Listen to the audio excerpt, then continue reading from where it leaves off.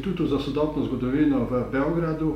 Z menoj je direktor inštituta Mile Bjelajac, ki bo povedal, razložil, kako je bila organizirana Jugoslovanska ljudska armada v obdobju od maja leta 1945 do razpada leta 1991.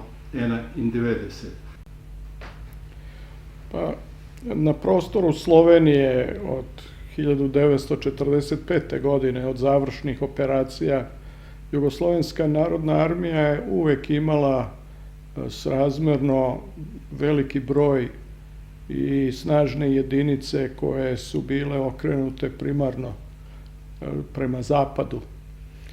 I jednostavno Jugoslovenska narodna armija je prvo završnim operacijama stvorila uslove za proširenje granica koje su bile nekadašnje povučene moću Italije.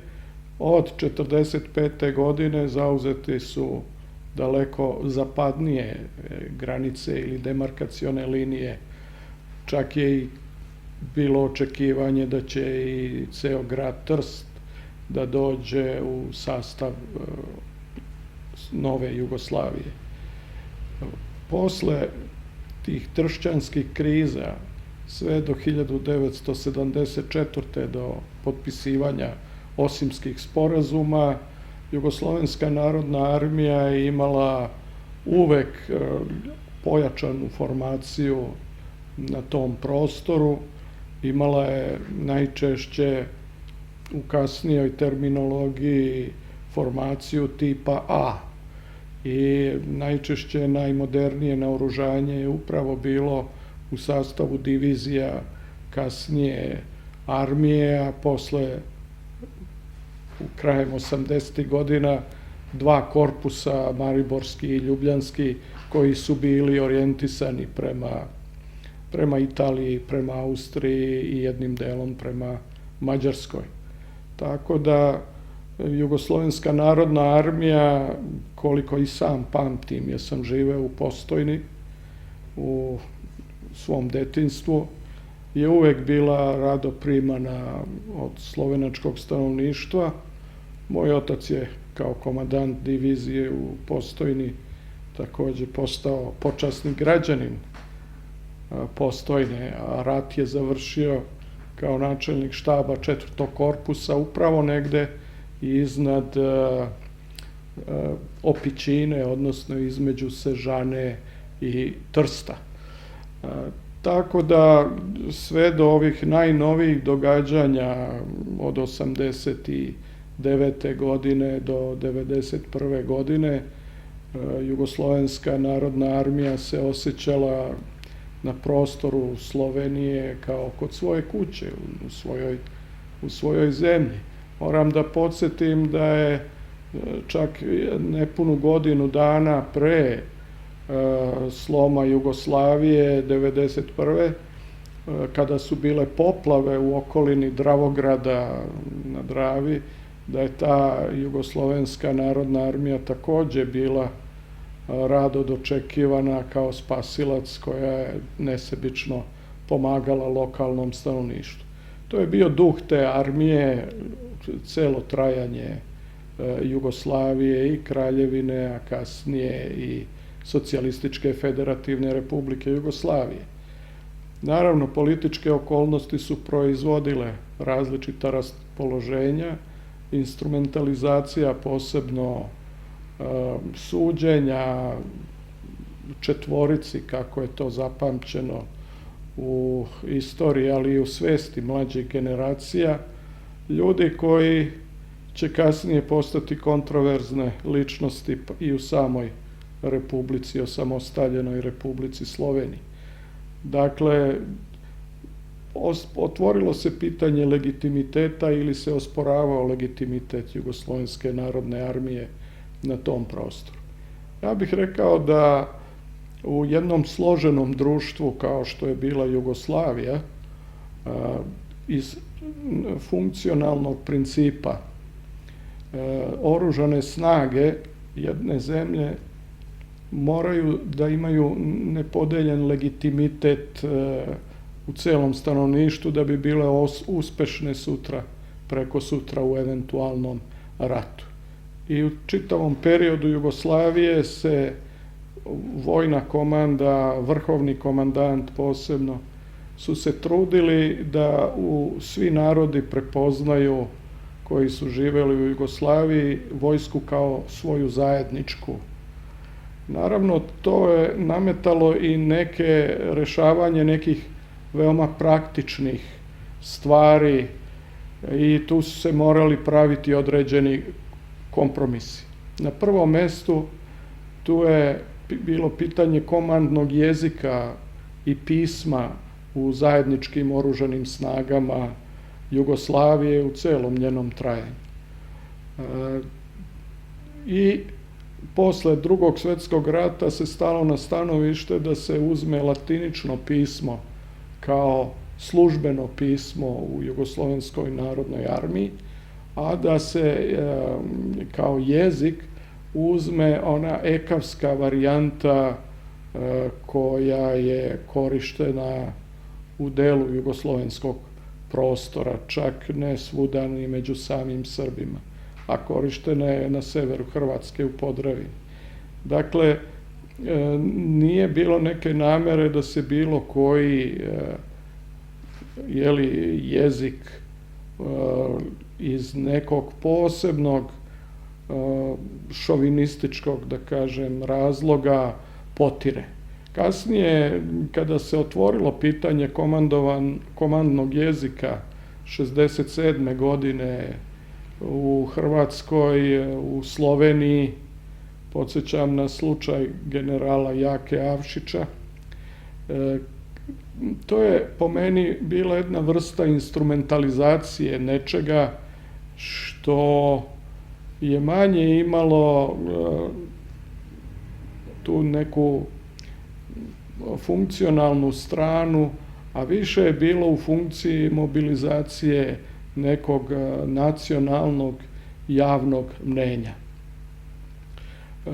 Tokom 80. godina upravo na tom osetljivom segmentu kako je jezik, stalo se na stanovište i na neki način se smatralo da se time izlazi u susret osetljivosti pojedinih naroda Jugoslavije i nacionalnih manjina, tako da je najvažnije novine ilustrovane koje je armija imala front, počeli su da izlaze i na slovenačkom i na makedonskom, pored srpsko-hrvatskog jezika.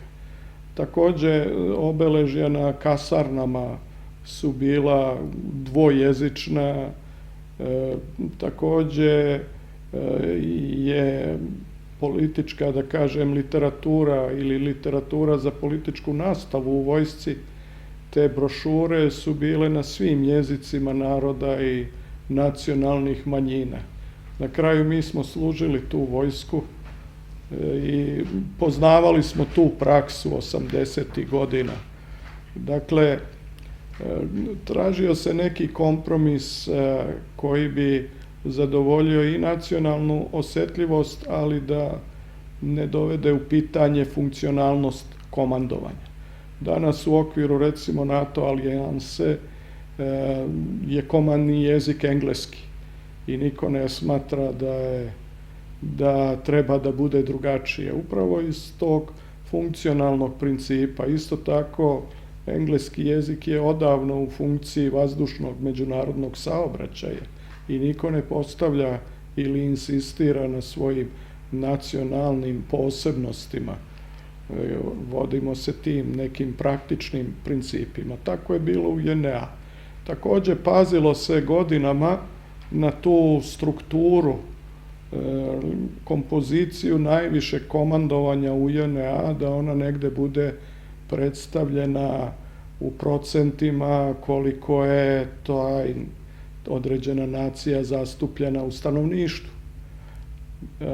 Posebno se pazilo i vodilo računa kakva će biti kompozicija generalskog kora i višeg komandnog kadra. Tako da čak eto na tom segmentu vidimo da je generalski kor, generali slovenačkog porekla su bili čak u većem procentu nego što je to procenat u stanovništvu Jugoslavije.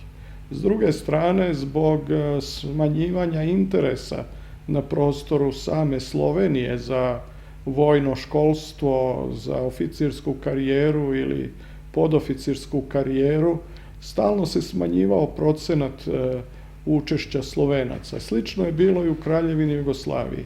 Sa razvojem ekonomskih prilika lokalnih koje su davale veće mogućnosti za standard oficira ili nekih stručnjaka, oni su polako napuštali vojsku i odlazili na civilne poslove. To je bilo primećeno od strane već 60. godina u okviru JNA i negde su preduzimani potezi koji su trebali da to na neki način tu nezgodnu stranu umanje. Primećeno je, na primjer, takođe da sama Srbija, kada je generalski kor u pitanju, zaostaje u odnosu na sve druge republike. U Srbiji je 60. godina bilo, u JNA je iz Srbije 60. godina bilo svega oko 13, nešto procenata generala. I to se postavilo kao problem. Naime, Srbi, učesnici Narodno-oslobodilačkog rata iz Hrvatske i Bosne i Hercegovine, imali su neku vrstu dominacije u odnosu na Srbe iz Republike Srbije, uključujući oba dve pokrajine. U jednom trenutku je čak crnogorski deo generaliteta sredinom 50-ih bio gotovo 50% ukupnog generaliteta u socijalističkoj Jugoslaviji. Tako da je postepeno redukovan i taj broj generala iz Crne Gore, ali on negde pod kraj postojanja Jugoslovenske narodne armije bio negde oko 10%, a crnogorsko stanovništvo je bilo ispod 2% stanovništva ukupnog u Jugoslaviji. Dakle, neke nasleđene strukturne razlike iz Narodno-oslobodilačkog rata, koje su dugo trajale unutar JNA, nisu mogle preko noći za račun te nacionalne, striktno nenacionalne ravnoteže da budu ispoštovane, kao i taj veliki broj Srba. Donete su, na primjer, takve odluke da u slučaju da dvojica ili više Srba koji imaju uslove za generalski čin, da se da prednost onom generalu ili budućem generalu da bude iz Srbije. To je negde, ta politika je počela negde od 1963. godine, kad je konferencija SK u JNA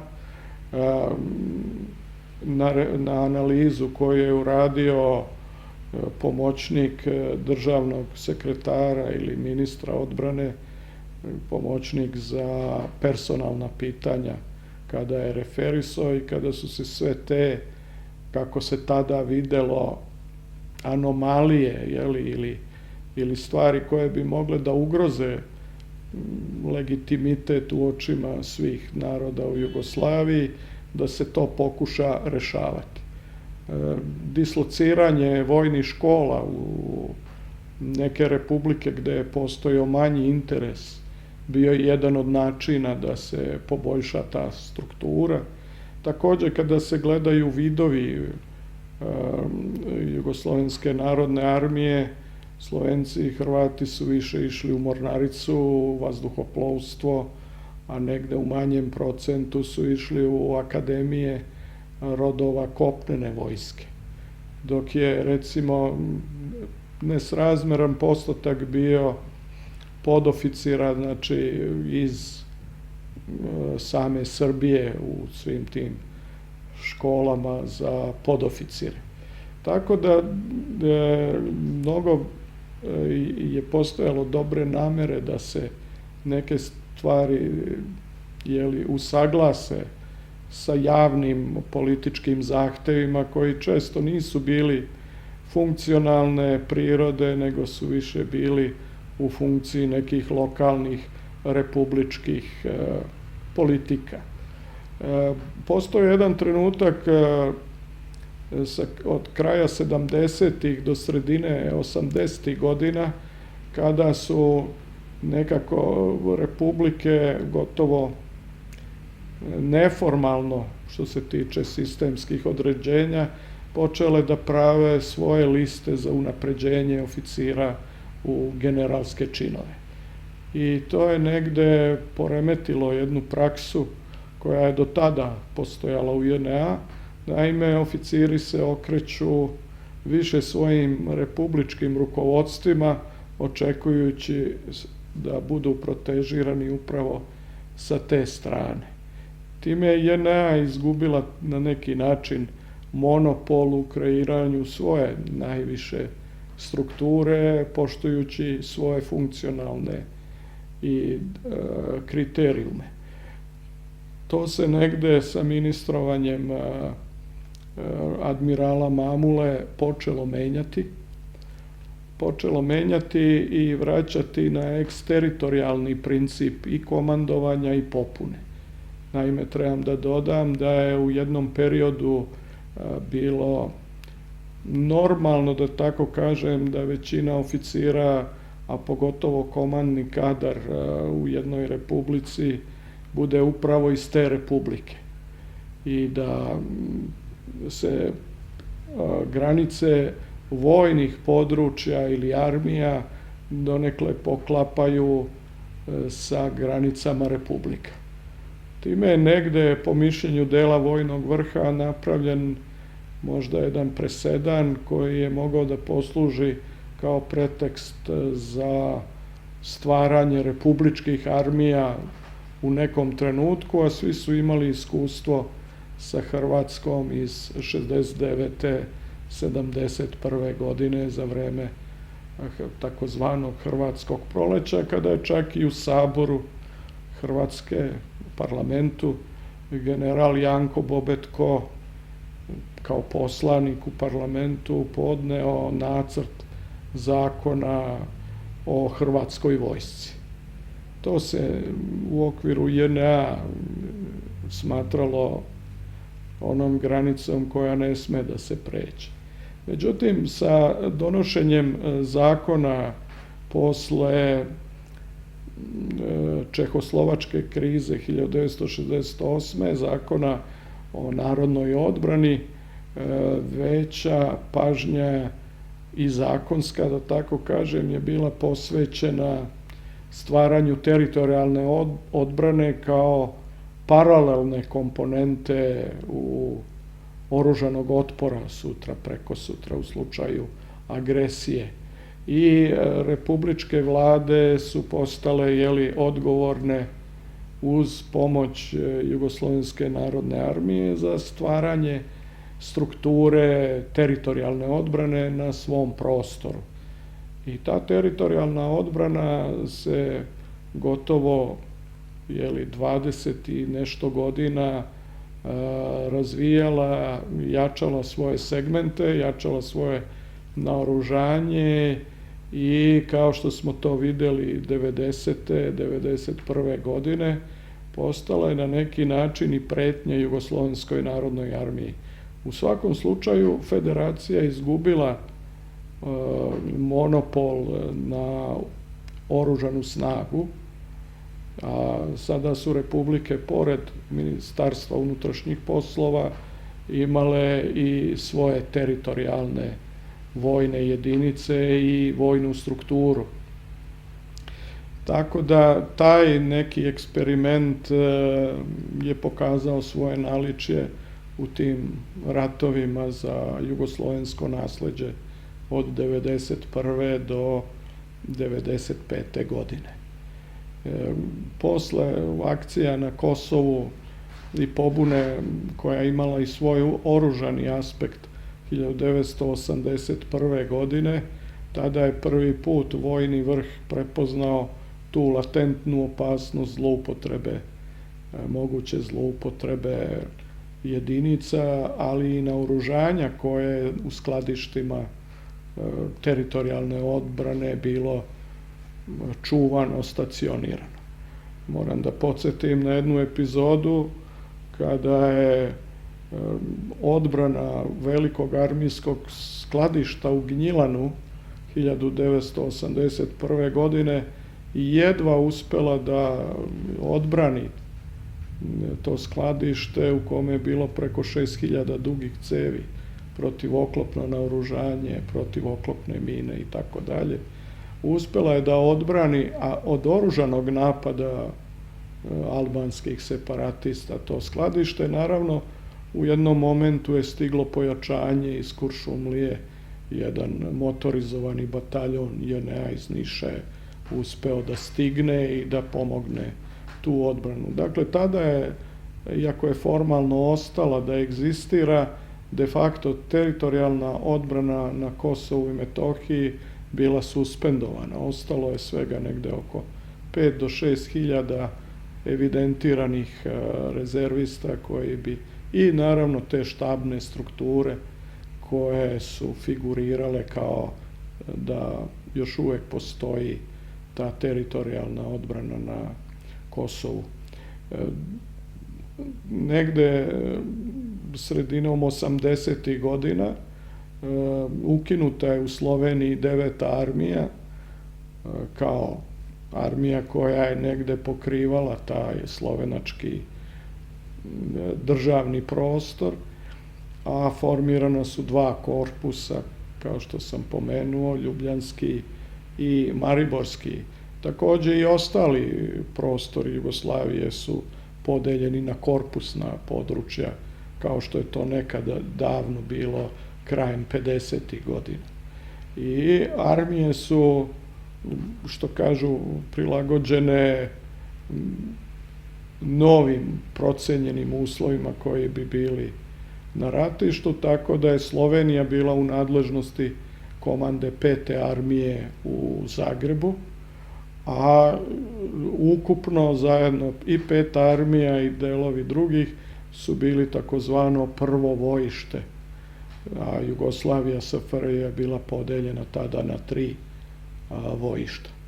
Prema tome, radilo se i naravno počelo je kao tragom nekadašnje prakse, znači Slovenac je mogao da bude i bio je komandant korpusa u Bitolju, bio je komandant korpusa u Mostaru, bio je i na drugim, u Hrvatskoj i tako dalje, a opet ponovo su Srbi bili komandanti korpusa u Varaždinu ili ne znam u nekom drugom korpusu. Tako da pokušalo je nekako da se vrati taj točak natrag i da se podigne taj nekako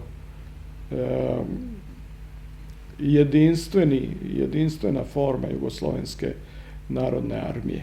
Znači, poštovanje i nacionalne strukture, poštovanje svačije ličnosti, ali s druge strane i ta jezička prilagođavanja o kojima sam govorio, sve je to trebalo da popravi.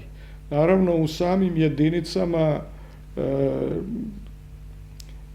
služili su mladići iz svih republika, iz svih prostora i to je bio jedan od načina da se mnogi koji se do tada ne bi imali priliku upoznati sa običajima i ljudima pojedinih krajeva svoje domovine, tu u armiji su mogli da postanu i drugovi i mogli su da upoznaju bolje navike i mentalitete i ljudi iz drugih delova zemlje.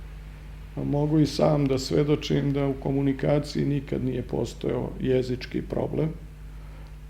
Svi smo se odlično družili i bilo da se radi o školi rezervnih oficira, bilo kasnije kad smo kao vodnici bili u jedinicama Jugoslovenske narodne armije u različitim mestima, u koja su nas po rasporedu slali. Svuda smo bili iz različitih krajeva i što je čuveni slovenački negde 89. godine u intervjuu za Narodnu armiju, mislim da je bio Strel, ovaj skijaš, smučar slovenački, on je rekao, nije fraza da je u armiji stvarno drugarstvo i bratstvo, jedinstvo između svih nas. Sada, oni koji nisu hteli jedinstvenu Jugoslaviju, kako ja to razumem, oni su dovodili u pitanje sve ono što je bilo proizvođenje jednog minimuma zajedničkog identiteta, i dovodili su u pitanje one institucije za koje je bilo realno pretpostavljeno da će braniti jedinstvo Jugoslavije. U prvom redu to je bila sigurno Jugoslovenska narodna armija i po svom duhu i po svojoj ustavnoj ulozi. Tako da je mnogo toga u jednoj propagandi protiv te armije na raznim prostorima, nije samo bilo u Sloveniji, bilo i u Hrvatskoj, bilo na Kosovu i Metohiji, tako da u Dalmaciji čak, koja je važila kao možda više jugoslovenska, ali je to kao i u onom međuratnom periodu bila meta tih, tradicionalna meta tih političkih propagandi, pa čak i organizovanog terorističkog delovanja. Centralni komitet Saveza komunista Jugoslavije, organi politički u Jugoslovenskoj narodnoj armiji, pa i sami ministri odbrane su upozoravali javnost na te okolnosti, upozoravali su na pojave terorističkog delovanja protiv Jugoslovenske narodne armije, nabrajali su koliko je takvih pokušaja bilo sprečeno od strane bezbednosnih organa Jugoslovenske narodne armije i apelovali su na političare, na političke organe da urade sa svoje strane sve potrebno da se to raspoloženje unutar naroda, pojedinih nacionalnih manjina nekako promeni i da prihvate i tu JNA kao svoju i naravno celu državu kao svoju. Jugoslovenska narodna armija, vodeći računa o svojoj efikasnosti, znači tehničkoj spremi, na tragu iskustava iz međuratne jugoslovenske vojske, uticala je na gradnju vojno-industrijskih kompleksa, na gradnju vojnih fabrika ili fabrika koje su mogle da budu u funkciji snabdevanja bilo ratnim materijalom ili naoružanjem jedinica JNA. I tu je, kao između dva rata, jugoslovenska vojska, odnosno Jugoslovenska narodna armija, sa svoje strane činila sve da se ne samo iskoriste postojeći kapaciteti, nego da se grade i novi. Naravno, vodilo se računa da to bude u zaštićenim zonama, u takozvanoj geostrateškoj jezgri, koja je tu podrazumevala delove Bosne i Hercegovine, zapadne Srbije i delove Crne Gore.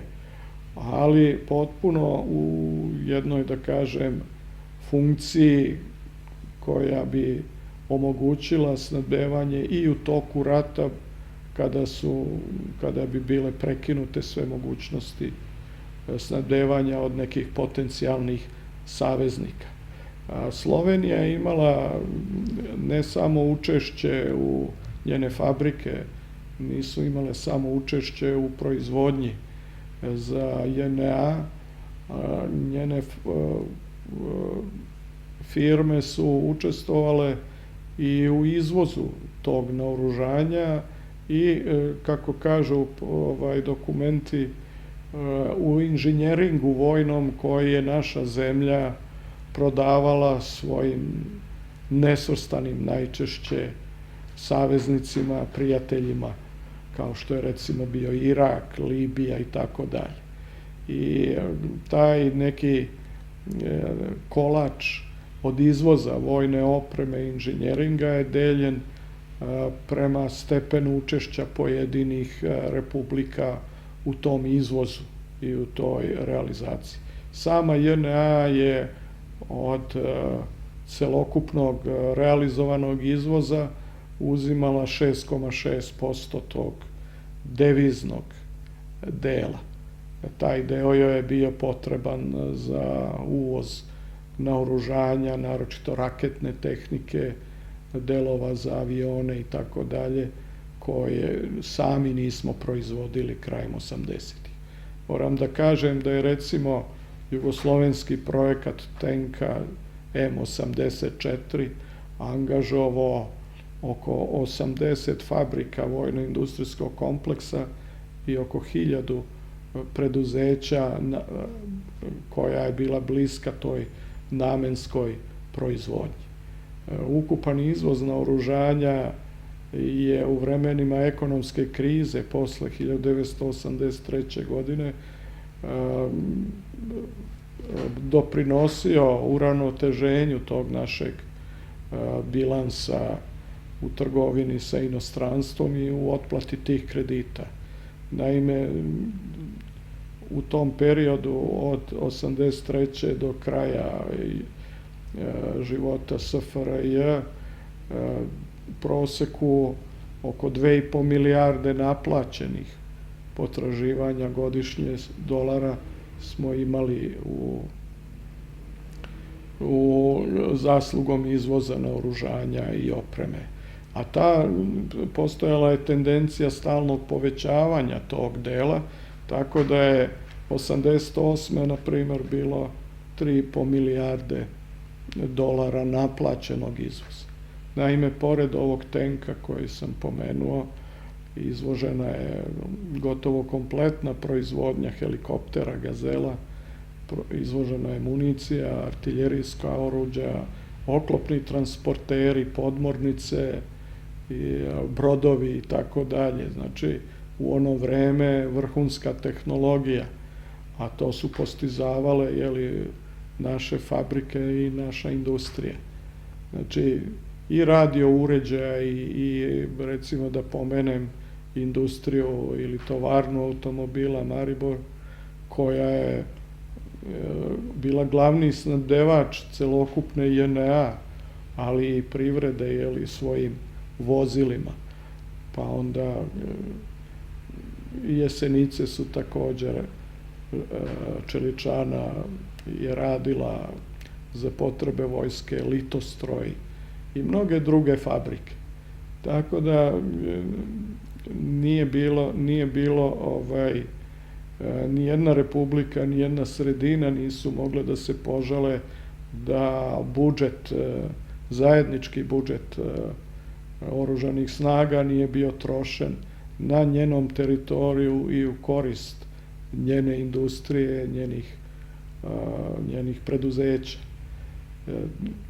Najčešće zbog karaktera tajnosti jugoslovenska javnost nije bila na vreme, da kažem, upoznata kakav je doprinos vojno-industrijskog kompleksa i izvozu unutar ukupnog izvoza socijalističke Jugoslavije, ali i tome kakva je distribucija zarade iz tog izvoza i koje sve lokalne, da kažem, republičke radne organizacije učestvuju u vojnom industrijskom kompleksu.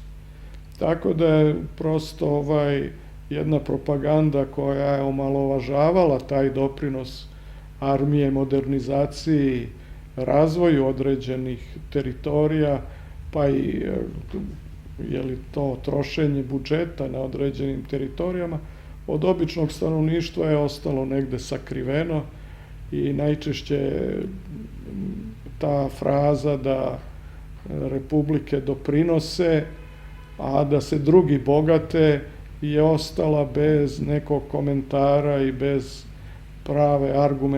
pravog argumentovanog osporavanja. Danas kad čitamo međunarodne revije koje prate izvoz naoružanja i karakter tog naoružanja, onda vidimo koliko je Jugoslavija bila uspešna u tome i koliko je to doprinosilo njenoj ekonomskoj i finansijskoj stabilnosti.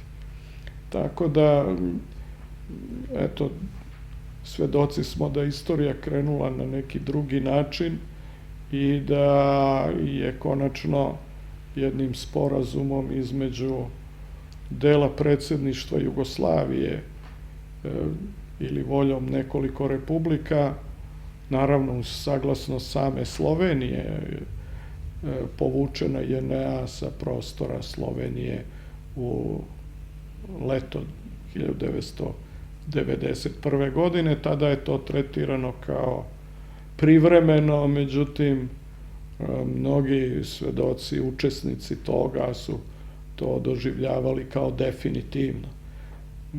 Što kažu, nije postojala neka iskrenost ni s jedne ni sa druge strane u tom momentu.